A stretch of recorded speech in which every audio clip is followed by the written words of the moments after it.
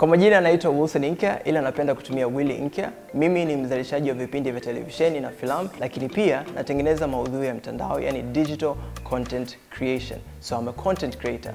Katika safari yangu nzima ya kufika hapa nilipo, nimegundua kuna kimstari chembamba kati ya kuelewa na kukariri.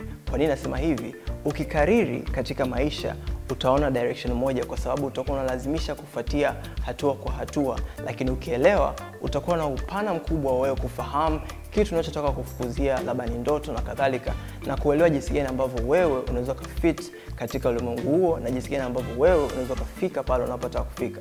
Binafsi nina imani nimeelewa, na ndio maana nimefika hapa. Hivi basi ningetamani kumsikia Fevushka, Feven Ruben, ambaye ni mtu ambaye nimemtazamia sana. Ningetamani kujifunza kutoka kwake. Je, ni kimstari gani chembamba katika maisha yake ambacho aligundua katika safari yake?